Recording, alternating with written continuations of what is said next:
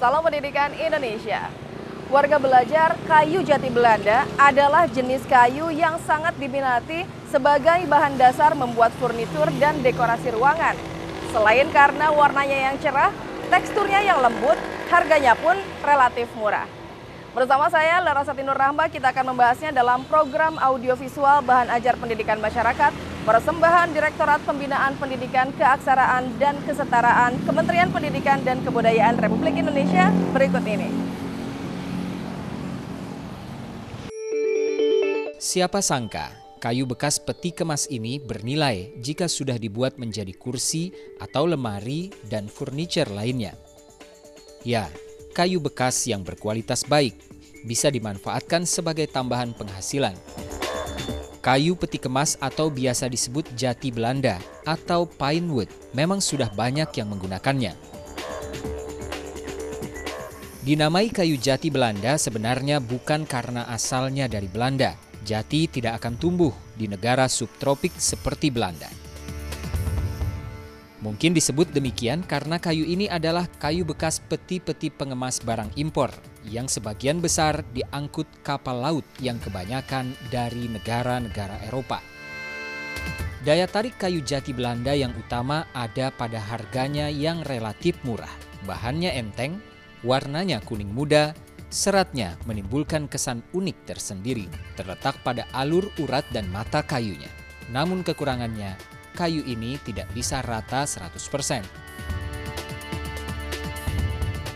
Inilah salah satu kerajinan kayu jati Belanda yang bernilai. Untuk membuatnya diperlukan keahlian dan keterampilan. Oleh karena itu, pada program kali ini kita akan sajikan cara membuat dan bahan yang diperlukan untuk membuat meja dan kursi dari kayu jati Belanda. Sebelum menyaksikan, ada beberapa tips yang bisa kita jalankan sebelum membuka usaha di bidang ini.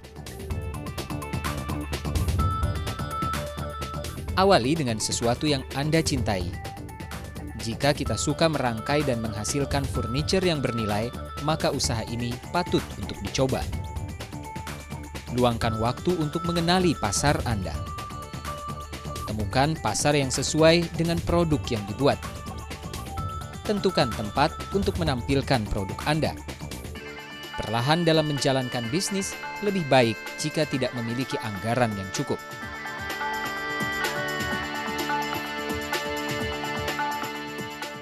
Pertama awal bikin meja-meja kecil, terus meja kecil naik ke meja gede gitu. Ya, meja gede bisa bikin lemari juga. Ya, lemari bisa bikin gerobak gitu. Bahan-bahannya aja pertama kayu, tapi nggak sembarang kayu, ada pilihannya juga. Pertama sih bisa dibilang kayu jati, soalnya kan ini udah pilihan dari ininya, dari produknya. Keunikannya dari serat-serat kayunya gitu. Keunikannya dari serat-serat kayunya, bisa nampak semua serat kayunya. Warga belajar, berikut ini adalah bahan-bahan dalam pembuatan sebuah furniture kursi yang berbahan dasar kayu jati Belanda.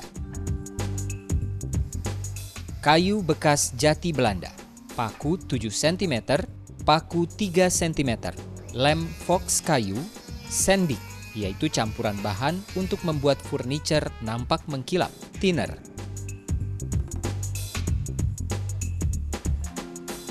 Alat-alat yang diperlukan antara lain mesin serut, mesin potong circle, bor, meteran, siku, penggaris, dan palu.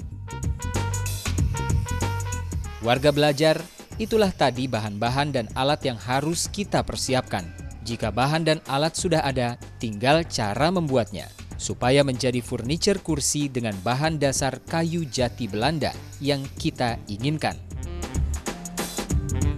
Untuk membuat furniture kursi berbahan dasar kayu jati Belanda, berikut beberapa tahapan yang harus dilakukan.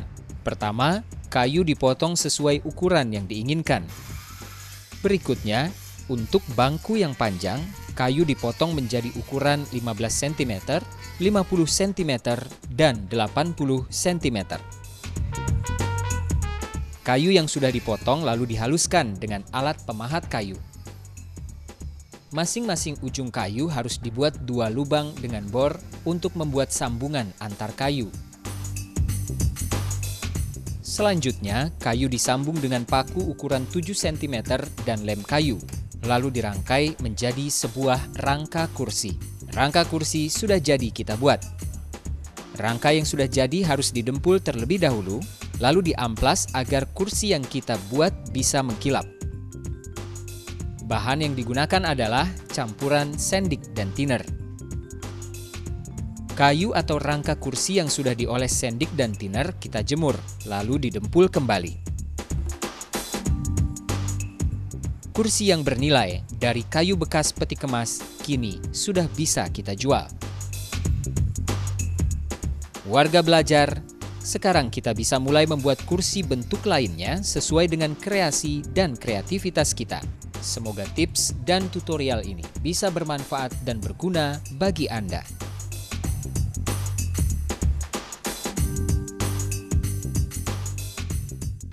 Ya, pertama modal dulu. Kita kan kalau nggak ada modal nggak bisa buka kayak gini ya. Kalau bikin ini, kalau kemampuan buat bikin meja kayak gini, semuanya bisa dipelajari. Pertama ya harus tahu bikin kayak gini dulu, bukan nggak langsung buka usaha kayak gini. Istilahnya kalau kita langsung buka kayak gini nggak bisa bikin. Istilahnya harus kerja sama orang dulu. Udah kerja sama orang baru kita buka sendiri, buka usaha sendiri, buka kayak ginian, buka meja.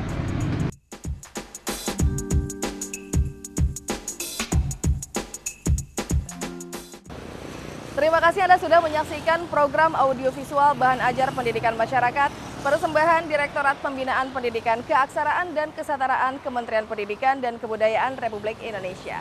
Semoga tayangan tadi bisa menginspirasi Anda untuk memulai usaha. Selamat mencoba!